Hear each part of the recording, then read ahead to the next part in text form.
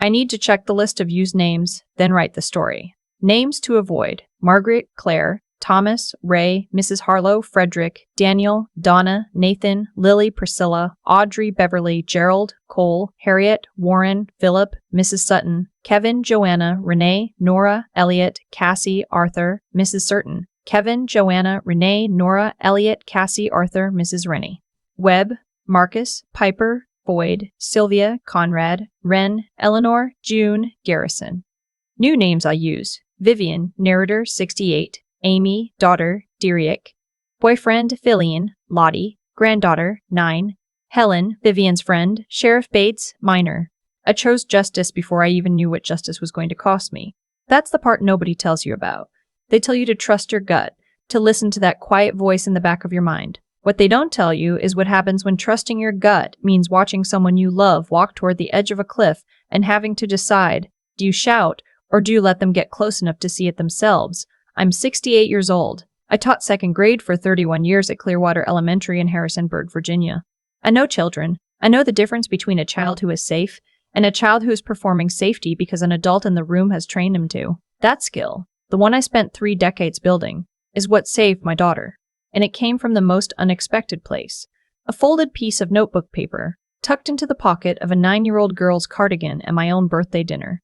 But I'm getting ahead of myself. My husband Roger died 6 years ago. Pancreatic cancer. 3 months from diagnosis to the end. We had 41 years together, and I won't pretend those last months weren't the kind of grief that reorganizes a person from the inside out. After he was gone, I rattled around our house in Harrisonburg for about a year before I found my footing again. The house was paid off. Roger had been careful and quiet about money in the way men of his generation often were, and when the estate was settled, I understood for the first time that we had built something substantial. The house. A rental property 2 streets over, investments Roger had managed steadily for decades that totaled just over $900,000. I was not a wealthy woman in the way people picture wealthy, but I was secure. That security was Roger's last gift to me, and I treated it accordingly. My daughter Amy was 37 when her marriage ended. She'd been with her ex-husband for 11 years, married for 8, and the divorce was one of those slow collapses that looks inevitable in hindsight, but is devastating in real time. She moved back to Harrisonburg with her daughter Lottie, who was 7 at the time. Lottie is everything.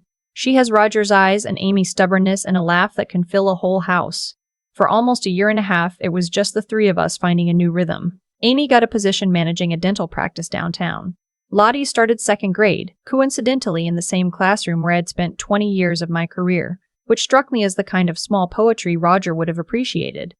We were doing well. Not perfectly, but honestly well. Then Amy met Derek. She met him at a professional networking event in October, the kind she'd started attending to rebuild her confidence after the divorce. He was 42, recently relocated to the Shenandoah Valley from outside Philadelphia, and working as what he described as an independent financial consultant. He was handsome in a careful, maintained way, the kind of handsome that takes effort and knows it. He had an easy smile and a habit of making whoever he was speaking to feel like the only person in the room. Amy brought him to Sunday dinner about 6 weeks in. I remember thinking he was charming. I also remember thinking that his charm had a quality I couldn't quite name, like a room that's been cleaned too thoroughly, where you can smell the effort underneath the lemon. The first time he asked about the house, I didn't think much of it. We were sitting on the back porch after dinner, watching Lottie chase fireflies in the yard. He asked how long I'd lived there. I told him 33 years. He said it was a beautiful property, asked if the lot extended past the tree line. I said yes, about a 1/4 acre back. He nodded and said something about old Harrisonburg lots having good bones. Reasonable enough. People make small talk about houses. The second time was at Thanksgiving. Amy had the 3 of us, plus my neighbor Helen and her son. Derek had settled in by then, coming to dinner most Sunday nights, picking Lottie up from school on Tuesdays when Amy had a late staff meeting. He was building himself into the structure of our lives quietly, the way ivy grows. You don't notice until it's already holding onto the wall. After the meal, when the dishes were done and Helen had gone home, Derek asked if I'd ever considered refinancing.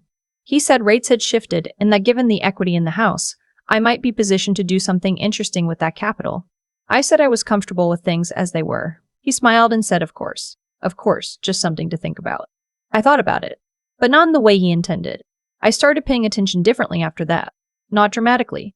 I didn't confront anyone, didn't change my behavior. I just watched. And what I saw, once I was looking, was a pattern that made the back of my neck go cold. Derek asked about the rental property on Cedar Street in early December. He framed it as curiosity. Had I ever thought about selling, consolidating, simplifying? He asked whether I had a financial advisor or managed things myself. He asked, in what he presented as casual conversation, whether Roger had left a trust or whether the estate had gone through probate. These are not questions a man asks because he is making small talk. I also noticed what was happening with Amy. She had always called me 3 or 4 times a week. Nothing dramatic, just the ongoing conversation of a mother and daughter who like each other. By January, those calls had dropped to once a week, then less. When I mentioned it, she apologized and said Derek thought she relied on me too much, that it wasn't healthy for either of us, that she needed to build her own life. She said it in a way that told me she was repeating something she'd been told, rather than something she'd concluded herself. I said I understood. I did not understand. I called Helen that night. Helen is 71 and was a family law paralegal for 25 years before she retired, which makes her both my best friend and the most useful person I know. I told her everything I'd observed, in order from the first question about the lot to the last conversation with Amy. Helen listened without interrupting. When I finished, she was quiet for a moment. She said, "Vivian, what you're describing has a name." The name was financial predation targeting widowed or divorced women with assets. Helen had seen it in dozens of cases over her career. A man, though she noted it was not always a man, identifies a target, builds intimacy quickly, begins the slow work of isolating the target from support systems, and then maneuvers toward financial control through marriage, legal documents, or both. The isolation was the critical step, she said. Once a person is cut off from the people who know them best, the predator can rewrite reality in small, incremental ways that are very hard to challenge. I sat with that for 3 days before I decided what to do. I hired a private investigator. His name was not something I'll share here, but he came with a recommendation from Helen and had 30 years of experience in civil investigation. I gave him Derek's full name, his claimed address outside Philadelphia, and the name of the financial consulting firm he'd mentioned, which had a website that looked professional but had only been registered 14 months earlier. What he found took 11 days and cost me $1,800, which I considered the best money I'd ever spent. Derek had been married twice before. The first marriage ended in divorce after 4 years. His ex-wife had filed a civil suit alleging that he had pressured her into signing over power of attorney and subsequently drained a joint investment account. The suit was settled out of court. The second marriage ended when his wife died, a fact that appeared straightforward until you read the footnote, which was that her adult children from a prior relationship had contested the estate, alleging that Derek had been named in a revised will signed 8 months before her death when she was being treated for early-stage dementia. That contest had also settled privately. 2 women. 2 financial losses, and now he was sitting at my daughter's table every Sunday, cutting Lottie's chicken into smaller pieces and asking me about my rental property on Cedar Street. I did not fall apart. I want to be clear about that because I think people expect a woman of a certain age to fall apart when she discovers something like this. I did not. I felt something colder and more focused than grief. I felt the particular clarity of a person who has identified the problem and now needs to solve it. The question was how. I could go to Amy directly, but Amy was already pulling away, already parroting Derek's language about independence and reliance. If I walked in with an investigator's report, Derek would frame it as exactly what he'd been predicting, a controlling mother unable to release her daughter. I would lose. Amy would stay with him and he would use my confrontation as justification to isolate her further. I could go to the police. But the investigator was careful to explain that what he'd found was civil, not criminal. 2 settled suits were not evidence of current wrongdoing. There was nothing to file. So I waited. I kept Sunday dinners going. I kept my voice warm and my face open. I let Derek keep asking his careful questions and gave him careful nothing in return. I quietly moved the deed to both properties into a trust that named Amy as beneficiary, but gave me sole management authority during my lifetime. A change my attorney made in a single afternoon that would have made everything Derek was building toward legally worthless. And I planned for my 70th birthday dinner. I want to stop here for a moment and talk about Lottie, because Lottie is the reason any of this resolved the way it did. Children who grow up in homes with controlling adults develop one of 2 adaptations. They either learn to perform compliance perfectly, becoming invisible and agreeable, or they become extraordinarily good at reading rooms, hyper-attuned to emotional weather, skilled at identifying the precise adult who is safe to tell the truth to. Lottie was the second kind. I had watched it develop in her over the 2 years since Amy's divorce, and I recognized it because I had taught 30 years of children and knew what it looked like. What I did not know was what Lottie had seen, My birthday dinner was in late March, not a milestone number 68, but Amy had insisted on celebrating and had arranged for my sister Bet to drive out from Roanoke, and Helen was coming, and it felt like the kind of evening that deserved effort. Amy had made my mother's pot roast recipe. Lottie had drawn me a birthday card with a watercolor horse because she knew I'd had horses as a girl. Derek arrived with wine and a smile. Dinner went smoothly. It was one of those evenings with a pleasant surface and complicated water underneath. Derek was charming in his usual way. He made Bet laugh twice. He helped Lottie clear the plates without being asked. I watched him and thought about the two women who had come before Amy and felt the particular nausea of knowing something you cannot yet say out loud. After the cake, Amy and Bet went to the kitchen to make coffee. Derek stepped outside to take a phone call. Helen was in the living room. That left me alone at the dining table with Lottie. She came and stood next to my chair. Not the way children stand when they want something, but the way they stand when they have made a decision. She reached into the pocket of her cardigan. She took out a folded piece of notebook paper, the wide-ruled kind they use in elementary school. She put it on the table in front of me and then looked at the kitchen door, checking. She said quietly. I wrote it down because I was scared to say it. I unfolded the paper. In her careful third-grade printing, she had just turned 9. She had written, "Grandma, he yells at Mommy when you can't hear. He said if she tells you things, you'll try to ruin their life. She cries in the bathroom. I think she is scared of him. I am scared of him too. Please help." I refolded the paper. I am a woman who has held crying children, delivered hard news to parents, and sat with my husband while he died. I know how to keep my face still when my chest is breaking. I kept my face still. I put my hand over Lottie's hand, and I said, "You did the right thing telling me.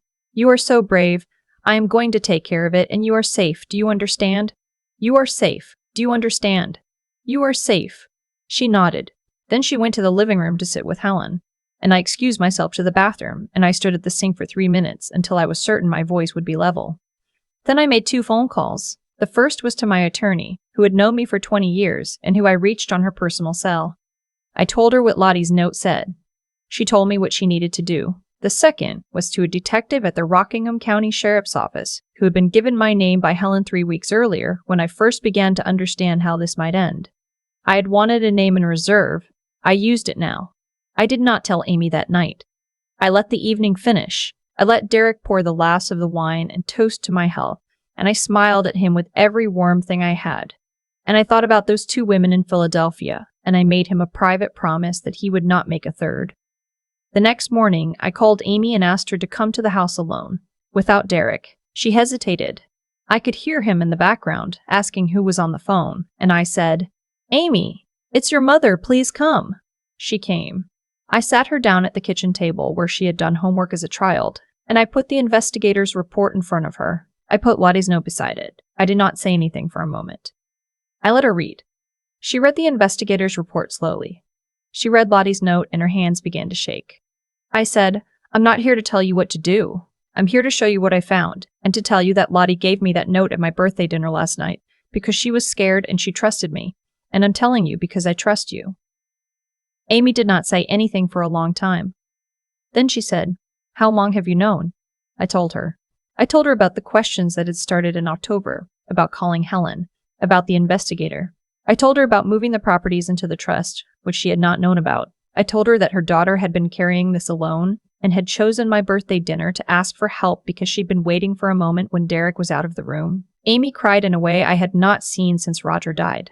The kind of crying that is also relief, the release of something that has been held too long in a small space. She said, "He told me you were jealous of him, that you wanted to keep me dependent on you so you'd stay important. He said if I pulled away from you, it proved I was growing up." I said, "I know, that's what they do." She asked me what was going to happen next. I told her that my attorney was already filing for an emergency protective order on Lottie's behalf, given what the note documented. I told her the detective I'd spoken to was reviewing the investigator's file and was in contact with the Philadelphia jurisdictions where the prior complaints had been filed. I told her that Derek was not going to have access to this house, to her finances, or to Lottie going forward. And then I told her that none of that mattered as much as what I was going to say next. I said, "You are not stupid. You are not weak. You were targeted by someone who is very good at what he does, and you survived it because you are still here, in this kitchen, reading this. Your daughter knows who to trust. She trusted you enough to know that you would listen to me. That means you did something right, even in the middle of this. She wiped her face with the back of her hand. She looked like she was 12 years old and 40 years old at the same time. She said, "I don't know how you stayed so calm." I told her I wasn't calm. I was her mother. Derek was served with a protective order 2 days later. The details of what followed legally are not mine to share completely, but I can tell you that the inquiry that began with my phone call connected to the Philadelphia investigations, and that there were consequences that extended beyond Virginia. My attorney tells me the civil exposure alone is substantial. Amy changed her locks the same week. She and Lottie stayed with me for a month, and then they found a small house to rent 3 blocks away. Close enough for Sunday dinners, but far enough for the independence that Amy is building now. Real independence. The kind she chose for herself instead of having it arranged for her. Lottie finished 3rd grade at Clearwater Elementary, in a classroom 2 doors down from the one where I spent the happiest years of my career. Her teacher tells me she is doing beautifully. The folded piece of notebook paper is in my desk drawer. Wide-rolled 3rd grade printing. 7 sentences that changed everything. I take it out sometimes and read it and think about what it took for a 9-year-old girl to decide she was done being scared. She didn't wait for permission. She didn't wait for the right moment or the guaranteed outcome. She folded up the truth and put it in her pocket and carried it to the table and laid it in front of the person she trusted most. I have taught hundreds of children in my life. I would like to think I taught them many things. How to read, how to be curious, how to sit still long enough to think. But Lottie taught me something that year that I did not expect to still be learning at 68. She taught me that courage is not the absence of fear. It is the decision that something matters more than the fear does. Roger would have agreed with that. He was quiet about money and careful about love, and he built us a life solid enough that when someone tried to take it apart, piece by piece, there was still something left to stand on. There still is. People ask me sometimes what I would have done differently. I've thought about it. Not obsessively, not with regret, just the honest kind of thinking you do when something is finally over and you have enough distance to look at the whole shape of it. I don't think I would have done much differently. Maybe moved faster in October when the questions about the house started. Maybe called Helen sooner. But I've come to believe that the timing held together the way it did for a reason that has nothing to do with law. It held together because 3 people did the right thing at the right moment. Me, Amy, and a 9-year-old girl who decided that being scared was no longer enough reason to stay quiet. That's the part I keep returning to. Lottie didn't have the words for what she was watching happen in her own home. She didn't have the legal vocabulary or the life experience or the full understanding of what Derek was, but she had something that none of those things can replace. She had been paying attention, and she had decided that what she'd seen mattered more than what she was afraid of. She made that decision alone, folded it into her pocket, and carried it to my birthday dinner. Every consequence that followed, the protective order, the investigation, the civil exposure Derek is now facing, every single piece of it traces back to that one act of a child choosing honesty over fear. I taught school for 31 years. I said many times in many forms to many children, tell the truth even when it's hard. I meant it every time I said it. But I don't think I understood the full weight of it until I unfolded that piece of wide-rolled notebook paper and read 7 sentences in 3rd grade printing. What Derek did was calculated. He chose Amy deliberately, a divorced woman rebuilding her confidence, with a mother who had assets and no husband left to protect them. He was patient and methodical, and if you remove the moral dimension entirely and just looked at the mechanics, it was almost sophisticated. He understood human vulnerability. He knew exactly which levers to pull, but here's what he didn't account for. The people around Amy were paying attention too. Helen, who spent 25 years watching exactly this kind of scheme move through family courts. Me, who spent 3 decades learning to read what children cannot say directly. And Lottie, who understood in the wordless way that children sometimes do that something in her house had gone wrong, and that her grandmother was the person to tell. He built his plan around Amy's isolation. He didn't account for what was already there before the isolation began. I think about that now when I hear people say that family doesn't matter the way it used to, that we are all too busy and too far apart and too absorbed in our own lives to really show up for each other. Maybe that's true in some families. It wasn't true in mine, and I think the reason it wasn't true is not because we are exceptional people. We are ordinary people, with ordinary complications and ordinary failures, but because we had spent years building something quiet and durable between us. Sunday dinners, phone calls about nothing, the habit of showing up. That fabric was what Derek couldn't cut through, no matter how carefully he worked at the edges. Amy is doing well. She is building her independence the way you build anything real. Slowly, imperfectly, with her own hands. Lottie is thriving. And I am 68 years old, sitting in the house Roger and I built together, with the deed safely in a trust and a folded piece of notebook paper in my desk drawer. I take it out sometimes and I think, courage isn't a feeling. It's a decision. Lottie made it. Amy made it. And somewhere along the way, without quite knowing it, so did I. That's enough for me.